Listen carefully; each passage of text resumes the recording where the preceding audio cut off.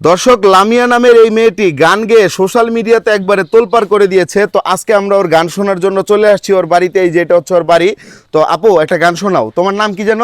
লামিয়া আক্তার। লামিয়া আক্তার, একটা গান শোনাও। আগে গান শুনবো, তারপর তোমার সাথে কথা বলবো। আচ্ছা। হুম।